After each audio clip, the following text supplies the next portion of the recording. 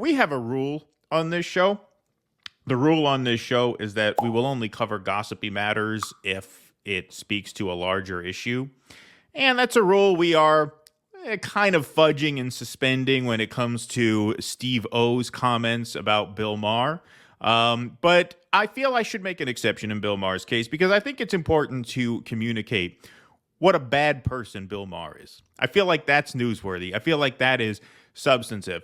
And part of why I feel that is substantive is because, as you'll see later in the show, we have 2 videos of the Morning Joe panel basically going off on Joe Biden, saying not only should we cut off weapons to Israel, but we should start sanctioning Israel. Since when did you ever expect a Morning Joe panel to talk about sanctions against Israel?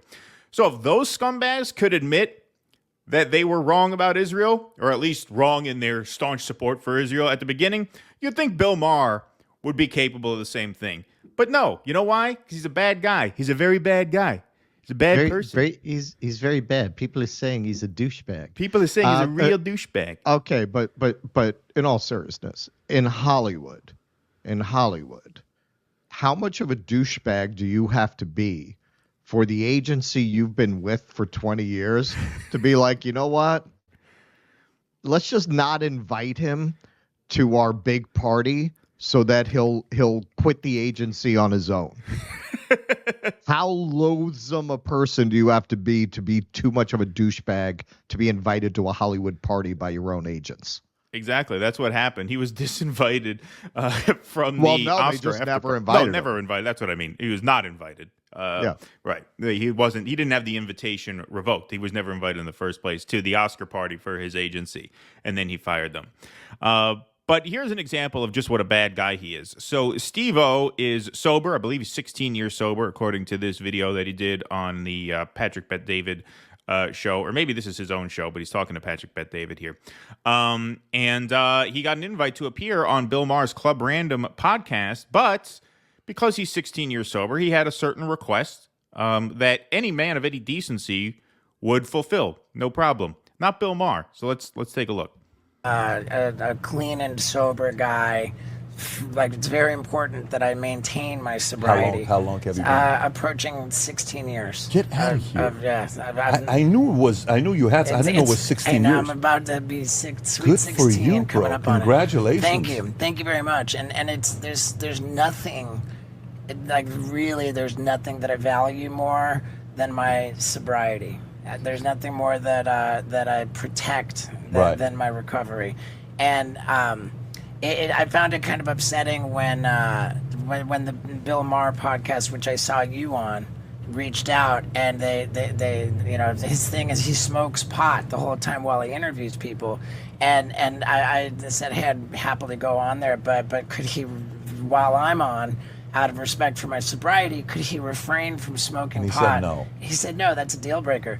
Wow. And Mike Tyson's podcast is called Hotboxing. Like, the whole point, like, be real. All of these prolific potheads, I've been on their shows, and it wasn't so important to them to blow marijuana smoke in my face. I did not know that. For Bill Maher, it was a deal breaker. And I found, and maybe that's why, whenever...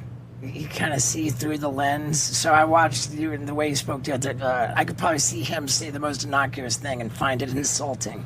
you know. Yeah, what a bad person, really. What a low quality human being. What a fucking scumbag. Like, who does that? Who does that? It seems like him. No. Yes. If you can't come and play by my rules, you're not for my show. Yeah. Listen, okay. Your sobriety is your business. Don't tell me I have to adjust my behavior for your benefit. That's over the line. That's crossing a line, okay? You could absolutely see him doing that. Yep. And it just speaks to the fucking immaturity. Like, what are you, 18? If I can't smoke pot, you can't hang out with me? Like, what the fuck is that? An adult? How old is he? He's got to be almost 70 by now. An adult, a senior citizen is asked to lay off the booze and the weed for 2 hours, and he's like, No, I'm not doing that. That's your problem. You want to come in, you want to be featured on my show, you have to expose yourself to something that you have been steadfastly avoiding for your own benefit for the last 16 years. Otherwise, you're not invited. And the other thing, when you watch Bill Maher's shows, it is amazing. What's amazing to me is for a guy who's been drinking and smoking his whole life, the guy is a total lightweight. By 20 minutes in, he's ripped. He's ripped. He can't hold his liquor. You sure he's not playing it for the camera? No. He slurs his words. Yes, he starts talking like a moron, like a half hour into every show. And it's like, Jesus, you've been doing this for probably almost 50 years now. I'm assuming you started as a teenager, and you still can't hold your liquor at all. Like, you still are like slurring your words 20 minutes into a podcast when you have a few sips and a few puffs. But yeah, what an asshole. What an asshole. Just zero empathy. Totally arrogant, and you're right. It fits his personality. That's what drew me to this. Like, if there's one guy who would do that, it would be Bill Maher. How fucking immature are you that you can't say no? Like, I just don't understand that. There was a story about Penn Jillette told about Christopher Hitchens, because Hitchens was a big boozer, and I don't think Penn Jillette has ever drank. He's always just had a real aversion to the stuff. So Christopher Hitchens shows up at his house one night with a bottle of Jack Daniels. They're going to watch a movie or something, and Penn asks him. He says, listen, I don't mean to insult you, but I've never had booze in my house. Like, I would appreciate it if you leave it outside. Like, I don't want to be around it. And so Hitchens busted his balls a little bit. But it's not that he is sober. It's just, no, I don't think he's ever drank. Just doesn't like it. He just has some hang up about it where he just doesn't want it around him. Like Trump. Who knows? Yeah, like Trump. Well, Trump's brother died of alcohol-related illness, so I think that's what triggered that in Trump. But Hitchens says, are you serious? He says, yeah, no, I've never had it in my house. I know it's probably not the most rational thing, but I really don't like being around it. So Hitchens leaves it on the porch. He says, I'll pick it out on the way out. He gave him a hug, and they walked in. That's how an adult handles a situation like that. No, as a condition of being in my presence, you have to put up with my habits. Even in this case, it's not even like some weird hang up. The guy's 16 years sober. Like, the guy really takes that very seriously. Right. It's hugely important to his mental and physical health. Yeah.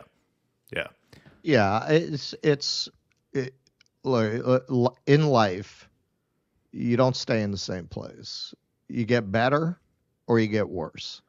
If you don't address the defects in your character, they are not improved by time. They are greatly accentuated by time. And Bill Maher has clearly had no interest in learning or growing over the years. He's only gotten worse. I was actually, when I went out with Negi the other day, because when we first started, Bill Maher hadn't gone quite as far off the beam as he has now. So we did a positive coverage here and there of a couple of his monologues. And he mentioned that, and I said, we have not done a positive Bill Maher segment. I could not tell you the last time, because he just got worse and worse over time, to the point that even if here and there he makes a good point, it's almost irrelevant when you look at the context. Well, yeah. And, he exposed himself in the same way that Douglas Murray, Sam Harris, Barry Weiss have all exposed themselves. We're like, pushing back against the excesses of woke discourse is not necessarily bigoted.